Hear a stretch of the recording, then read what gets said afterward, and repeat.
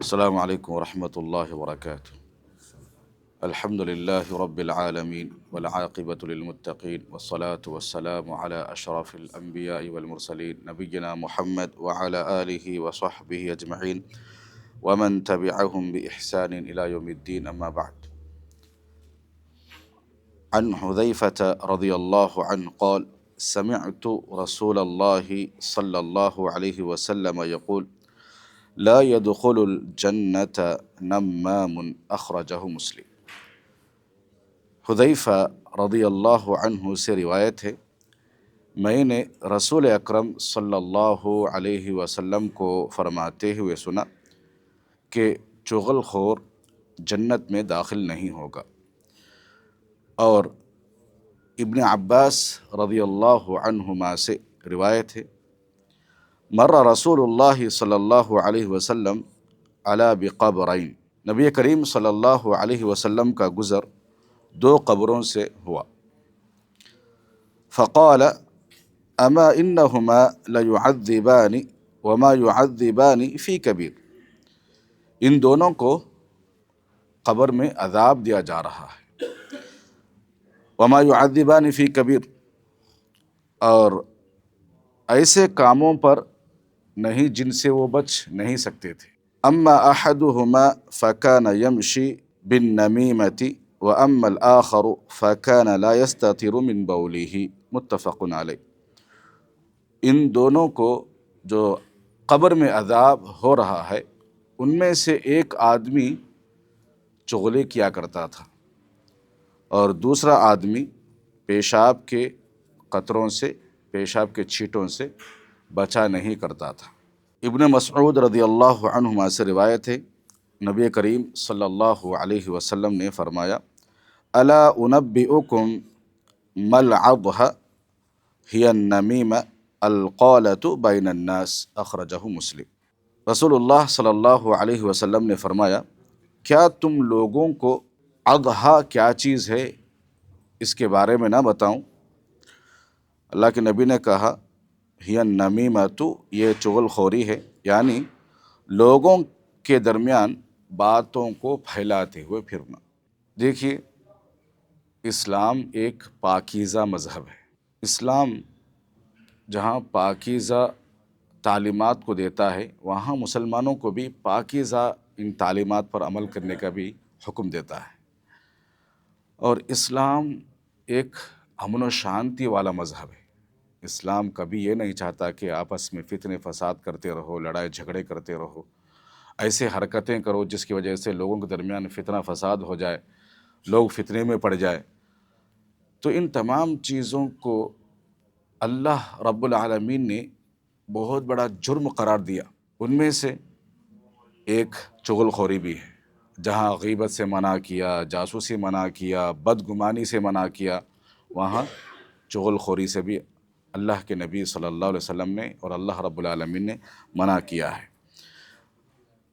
چغل خوری اس لیے کیا جاتا ہے کہ لوگوں کے درمیان تفرقہ ڈال دے، لوگوں کے درمیان اختلاف ڈال دے۔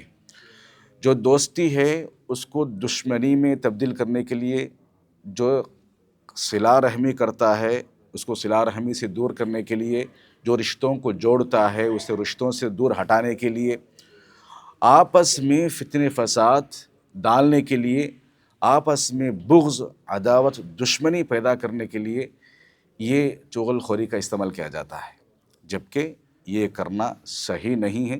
اسلامی تعلیمات یہ کہتے ہیں کہ یہ کرنا گناہ کبیرہ ہے، چغل خوری کرنا گناہ کبیرہ ہے، اس لیے اللہ کے نبی صلی اللہ علیہ وسلم نے کہا کہ وہ جنت میں داخل نہیں ہوگا۔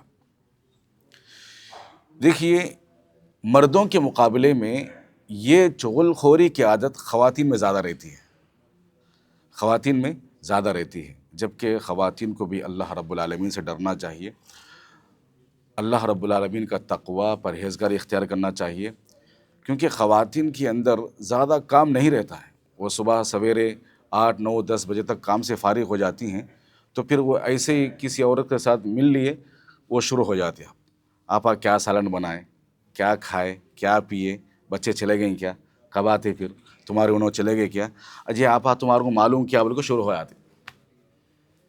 وہ کہاں کا کہ مسئلہ رہتا ہے لا کے یہاں جوڑ دیتے ہیں.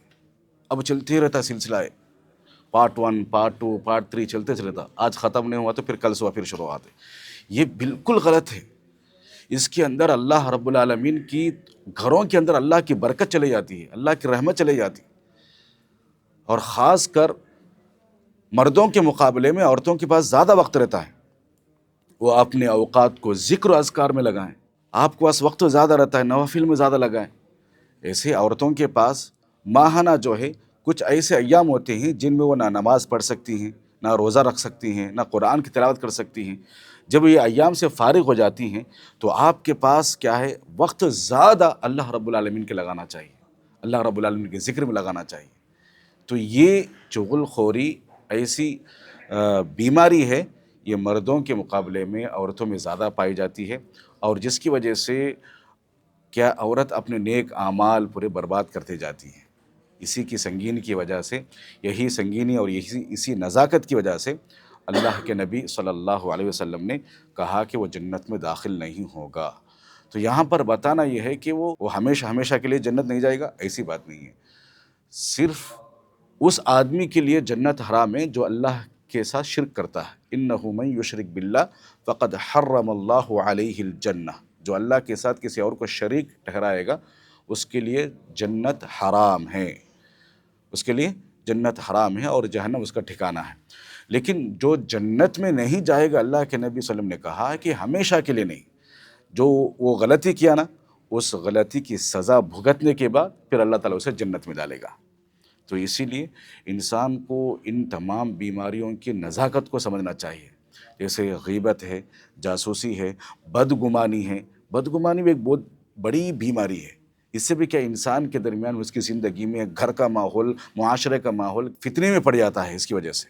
تو اللہ رب العالمین نے اور اللہ کے نبی صلی اللہ علیہ وسلم نے معاشرے میں پائے جانے والے جو بھی خرابیاں ہیں، ان خرابیوں کی طرف نشاندہی کر کے اس سے بچ کر رہو گے تو تمہاری زندگی سکون میں رہے گی، تمہارا گھر کا ماحول سکون میں رہے گا، تمہاری عورتیں، تمہارے بچے، تمہارے خاندان، قبیلے میں تم کیا سکون سے رہو گے.